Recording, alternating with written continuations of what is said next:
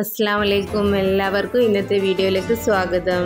ഇന്ന് പൊട്ടാറ്റോയും ചിക്കനും വെച്ചിട്ടുള്ള ഒരു പലഹാരമാണ് കേട്ടോ. ഇത് എണ്ണയിൽ പൊരിച്ചെടുക്കണ ഒന്നുമില്ല, തീരെ എണ്ണ ഇല്ലാതെ നമ്മൾ ഉണ്ടാക്കിയെടുക്കുന്ന ഒരു പലഹാരമാണ്. എളുപ്പത്തിൽ തന്നെ ഉണ്ടാക്കിയെടുക്കാനും പറ്റും. അത് ചിക്കൻ ഇതാ ചെറിയ പീസായിട്ട് കട്ട് ചെയ്തെടുത്തിട്ടുണ്ട്. അതിലേക്ക് 1 teaspoon Kashmiri chilli powder, 1/4 teaspoon മഞ്ഞൾപ്പൊടി, 1/4 ടീസ്പൂണ് ജിഞ്ചർ പൗഡർ ആട്ടോ ഇട്ടത്. അത് 1/4 ടീസ്പൂണ് ഗാർലിക് പൗഡർ, ആവശ്യത്തിന് ഉപ്പ്. ഇതിലേക്ക് 1 ടീസ്പൂണോളം ലെമൺ ജ്യൂസ് കൂടെ ഒഴിച്ചു കൊടുക്കുക. 1 ടീസ്പൂണ് സോയാ സോസ് ഒഴിച്ചിട്ട് നന്നായിട്ടൊന്ന് മിക്സ് ചെയ്തിട്ട് ഒരു 10 മിനിറ്റ് മാറ്റി വെക്കുക. ഇതിന് എണ്ണ നന്നായിട്ട് ചൂടാകുമ്പോൾ നമ്മൾ അതിലിട്ടിട്ട് നന്നായിട്ടൊന്ന് പൊരിച്ചെടുക്കണം.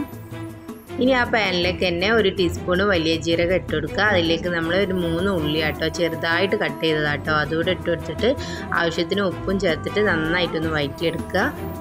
ഉള്ളിയൊക്കെ നന്നായിട്ട് വെന്ത് വന്നാൽ അതിലേക്ക് ഞാൻ 1/4 ടീസ്പൂണ് ജിഞ്ചർ പൗഡറും 1/4 ടീസ്പൂണ് ഗാർലിക് പൗഡറും ഇട്ട് കൊടുത്തിട്ടുണ്ട്. പിന്നെ 1/2 ടീസ്പൂണ് കാശ്മീരി ചില്ലി പൗഡറും ഇട്ട് കുറച്ച് സ്പ്രിംഗ് ഒനിയൻ ആട്ടോ ഇട്ട് കൊടുത്തത് അതുകൂടെ ഇട്ടിട്ട് നന്നായിട്ടൊന്നുകൂടെ മിക്സ് ചെയ്ത് കൊടുക്കുക. ഇതിൽ വേണമെങ്കിൽ ഇഞ്ചി വെളുത്തുള്ളി ഒന്ന് നല്ലോണം ചതച്ചിട്ട് കൊടുത്താലും മതി കേട്ടോ. ഞാൻ എൻ്റെ കയ്യിലുണ്ടായതുകൊണ്ട് എളുപ്പത്തിന് ഇട്ട് കൊടുത്തതാണ്. ഇനി ഇതിലേക്ക് നേരത്തെ പൊരിച്ച് വെച്ച ചിക്കൻ ഇല്ല, അതൊന്ന് മിക്സിൻ്റെ ജാറിൽ ഇട്ടിട്ട് ഒന്ന് ചെറുതായിട്ട് പൊടിച്ചെടുത്തതാട്ടോ. അതോടെ ഇതിലേക്ക് ഇട്ട് കൊടുത്തിട്ട് നന്നായിട്ടൊന്ന് മിക്സ് ചെയ്ത് കൊടുക്കുക. അപ്പോൾ നമ്മളെ ഫില്ലിങ് ഇവിടെ റെഡിയായി. അപ്പോൾ ഇനി ഇത് മാറ്റി വെക്കുക, നന്നായിട്ട് ചൂടാറട്ടെ.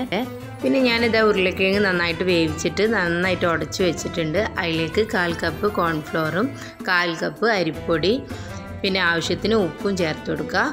പിന്നെ കുറച്ച് മല്ലിയില കട്ട് ചെയ്ത് ഇട്ട് കൊടുത്തിട്ടുണ്ട്. 1/2 ടീസ്പൂണ് കുരുമുളക് പൊടി. ഇതെല്ലാം കൂടെ ചേർത്തിട്ട് നന്നായിട്ടൊന്ന് കുഴച്ച് നമ്മൾ ചപ്പാത്തിക്കൊക്കെ കുഴക്കുന്ന പോലെ തന്നെ നല്ല സോഫ്റ്റായിട്ട് കുഴച്ചെടുക്കണം. ഉരുളക്കിഴങ്ങിൻ്റെ കട്ടകളൊക്കെ ഉണ്ടെങ്കിൽ നന്നായിട്ടൊന്ന് ഉടച്ചു കൊടുക്കുക. എന്നിട്ട് ഇതുപോലെ ഓരോ ബോൾസ് ആക്കി എടുത്തിട്ട് നമ്മൾ കയ്യിൽ നന്നായിട്ട് എണ്ണ ഒന്ന് തൊട്ടാൽ മതി കേട്ടോ, എന്നാൽ ഇത് ഒട്ടാതെ തന്നെ കിട്ടും.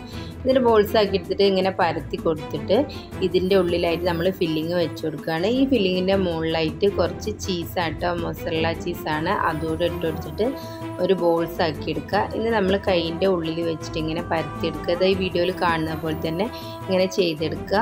എന്നിട്ട് സൈഡൊക്കെ ഒന്ന് ഇങ്ങനെ ഷേപ്പ് ചെയ്ത് കൊടുക്കുക.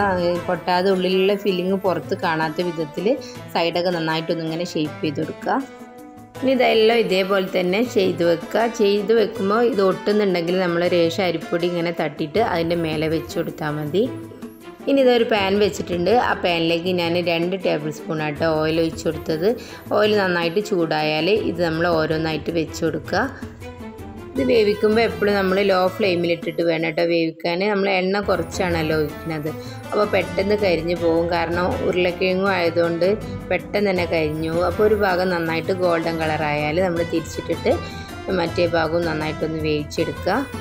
2 ഭാഗവും നന്നായിട്ട് വെന്ത് വന്നിട്ടുണ്ട്. ഇനി ഒരു പ്ലേറ്റിലേക്ക് മാറ്റുകയാണ്.